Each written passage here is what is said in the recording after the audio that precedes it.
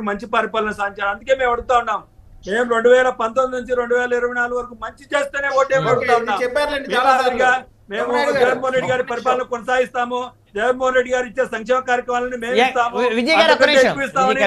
మేము ఎక్కడ చంద్రబాబు హనుమంత్ రెడ్డి గారు ఫైనల్ గా ఒక్క ప్రశ్నకి సమాధానం చెప్పండి. హనుమంత్ రెడ్డి గారు కంక్లూడ్ చేయండి. ఒక ప్రశ్నకు సమాధానం చెప్పి అందరిలో ఉన్నటువంటి భయం, అందరిలో ఉన్నటువంటి ఆందోళన ప్రతిపక్ష పార్టీలకు సంబంధించి మే 1వ తారీఖు నాడు వాలంటీర్లతో జగన్మోహన్ రెడ్డి గారు పెన్షన్ పంచిస్తారా, లేకపోతే ఓటుకు డబ్బులు కూడా పంచి ఇచ్చేటువంటి కార్యక్రమం ఏమన్నా శ్రీకారం చుడతారనే ఒక ఆందోళన ఖచ్చితంగా ప్రతిపక్ష సంబంధించిన నాయకుల్లో ఉంది అనే మాట వాస్తవం, జరుగుతున్న చర్చ వాస్తవం కాదంటారా? ఇప్పుడు ఎలా ఉంటుందంటే 2014 ఎలక్షన్ లో వాళ్ళు గెలిస్తే ప్రజలందరూ ఓట్లు వేసినట్టు, 2019లో జగన్మోహన్ రెడ్డి గారు గెలిస్తే ఈవీఎంలు మేనేజ్ చేస్తారని చెప్పే వ్యవస్థ చంద్రబాబు నాయుడు గారు 14 సంవత్సరాలు రాజ్యాంగాన్ని చదివి రాజ్యాంగంలో 14 సంవత్సరాలు ముఖ్యమంత్రిగా పనిచేసి ఇటువంటి మాటలు మాట్లాడే టీడీపీ నాయకులకు ప్రజలు బుద్ధి చెప్తారు. ఎవరు డబ్బులు ఇస్తారో, డబ్బులు ఇచ్చినా ఇంకొకటి ఇచ్చినా ప్రజలు వాళ్ళ మనసులో ఉండే వాళ్ళకే ఓట్లు వేస్తారు తప్ప జగన్మోహన్ రెడ్డి గారిని ఆశీర్వదిస్తారు. మంచి పరిపాలన అందించాడు, మా ఇంటి దగ్గరకే సంక్షేమాన్ని కానీ అభివృద్ధి కానీ తీసుకొచ్చారని జగన్మోహన్ రెడ్డి గారు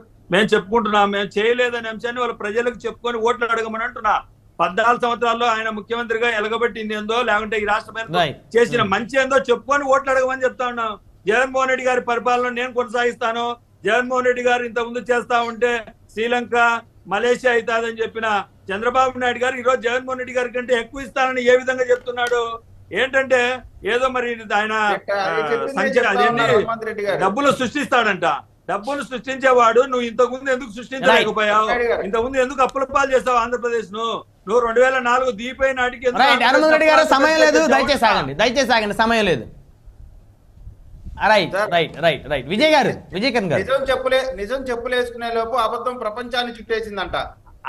చంద్రబాబు నాయుడు అబద్ధాలు వీరు చెప్తామండి.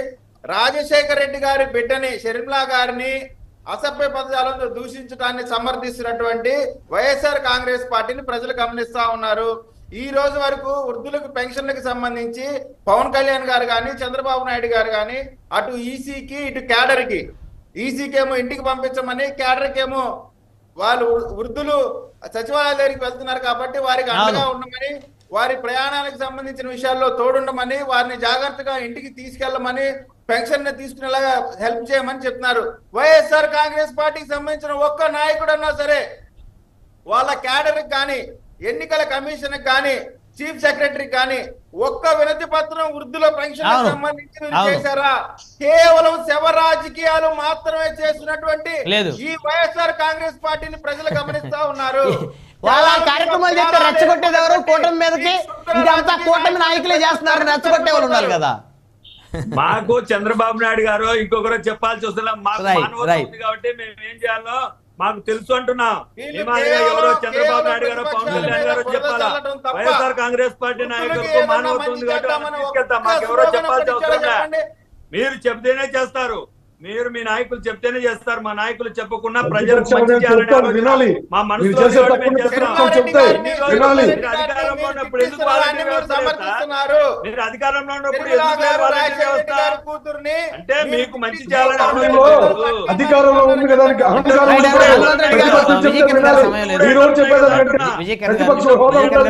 చెప్తారు, ప్రజలు కూడా చెప్తారు. ఎండలు లేవా? ఎందుకు వాలంటీర్ వ్యవస్థ? 5 ఏళ్లలో మీరు మంచి చేయాలి. మాట్లాడితే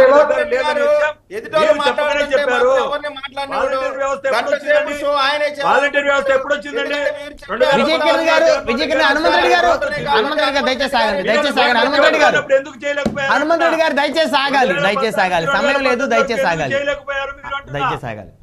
ఏమండి వైఎస్ఆర్ కాంగ్రెస్ పార్టీ నాయకులు పెద్ద పెద్ద మాట మాట్లాడుతున్నారండి. ఒకటే అడుగుతున్నారండి, volunteer election commission of India ఏం చెప్పిందండి? Election commission of India